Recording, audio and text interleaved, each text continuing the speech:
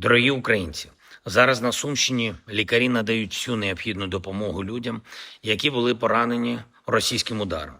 Реактивна артилерія проти звичайного міста. Просто по вулиці росіяни ударили. По звичайних житлових будинках. Покидьки. На жаль, 4 людини були убиті. Саме цим ударом мої співчуття рідним. Майже 30 людей поранені, і серед них 3 дітей. Протягом дня майже по всій території нашої держави були повітряні тривоги, були удари. Фактично, не було днів без убивств увесь цей час, поки Сполучені Штати Америки, Європа, інші світові суб'єкти вимагають від Росії припинити вогонь та домовлятись, щоб закінчити війну. Чітка налаштованість Росії на війну, і вони цю свою налаштованість доводять і ударами, і своїми заявами. Все це аргументи, щоб були нові санкції проти Росії, жорсткі санкції. Я хочу подякувати всім американцям, всім європейцям, які підтримують такий шлях примусу Росії до миру. Це надзвичайно важливо. Путін не змінює свою поведінку, коли не боїться наслідків своїх дій. Росія має відчувати, що таке війна. Росія має нести збитки від війни. Вони повинні реально відчути, що продовження війни матиме для них руйнівні наслідки. Сьогодні у мене були різні наради щодо нашої міжнародної комунікації.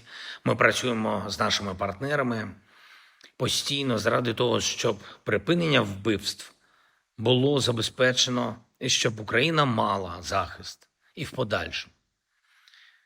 Дав сьогодні деякі доручення міністру закордонних справ України та міністру оборони України. Зараз у Вашингтоні вже працює українська делегація на чолі з Юлією Свириденко, першою віце-прем'єркою, разом з нею керівник Офісу Єрмак, команди уряду та Офісу. Там багато зустрічей у графіку на цей тиждень.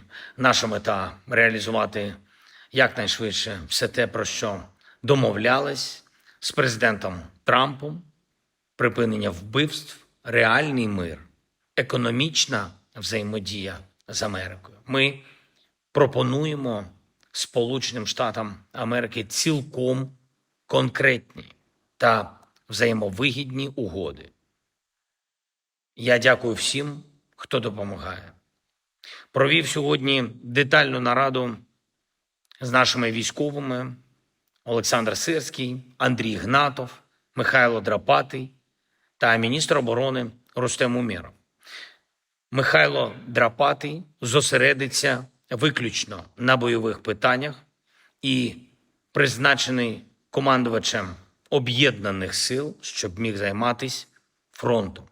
Фронтом на 100%.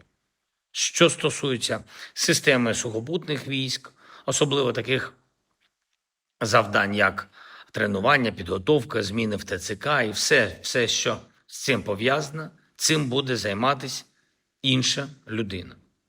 Сьогодні ж погодили призначення Олега Апостола командувачем ДШВ, а Роберта Бровді командувачем сил безпілотних систем.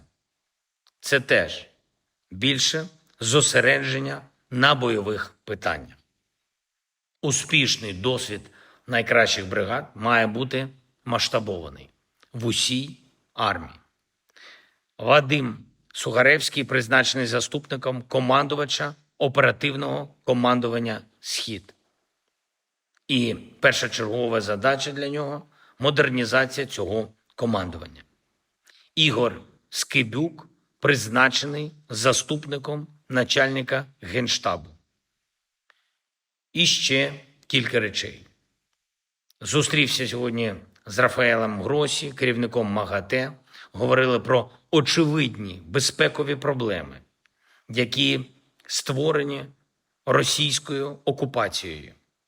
Це ситуація на Запорізькій атомній станції, Ми робимо максимум, щоб не допустити жодних радіаційних чи інших інцидентів. На жаль, російська окупація створила проблематику, якої до того в світі ніхто не знав. Дякую усім в світі, хто допомагає нам тримати цю ситуацію все ж таки в рамках безпеки. І як би це не було складно, ми маємо повернути нормальний український контроль над станцією. Говорили також про енергетику в Україні, про нашу атомну генерацію. Я вдячний за готовність допомагати із добудовою нашої Хмельницької АЕС, із розвитком видобутку урану в Україні. Сьогодні ж разом з Оленою ми зустрілись з прекрасними українськими дітками, яких нагородили новою нашою відзнакою, державною відзнакою «Майбутнє України». Це нагорода саме для дітей. Дітей, які врятували життя іншій людині, які допомагають захищати Україну, які проявили таку особисту силу і принциповість, що і не скажеш, що це діти. Сьогодні перші 20 нагород. І хай це буде нашою державною традицією. Робимо все для України, пишаємось нашими людьми, дякуємо кожному, хто допомагає. І завжди приємно окремо подякувати Службі безпеки України. Молодці! Слава Україні!